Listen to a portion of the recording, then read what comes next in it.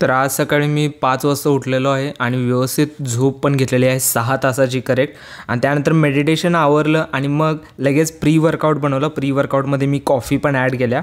So आज आहे restart day 43. आज आहे बॅक डे. सो बॅक डेला आज जरा एक्स्ट्रा एक्सरसाइज म्हणून स्मॉल ग्रिपचा पण घेतलेला. स्मॉल ग्रिप ऑल्दो भारी वाटायला, म्हणजे असं काय चेंज जरा लवकर जाणवत नाही मला किंवा माझ्या बॉडीला लवकर चेंज कळत नाही.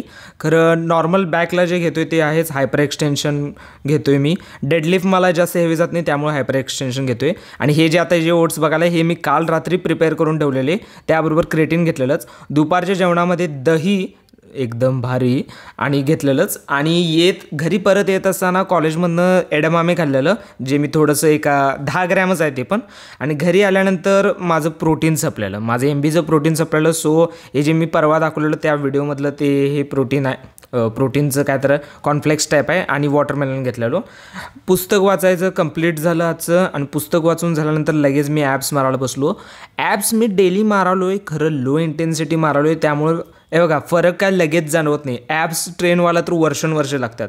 रात्रीच्या जेवणामध्ये पण सगळं सेमच होतं ऑलमोस्ट दुपारच्या जेवणासारखं. फक्त हे जे दही आहे हे मी शेवटचं खायलो आहे. कारण की कसा आहे ना विषय, हे दही खायला एक नंबर आहे, खरं बनवायला लई त्रास होतो आहे. सो हे शेवटचं असणार आहे. आणि आजच्या दिवसाचे total 15,000 steps done. Tomorrow restart again.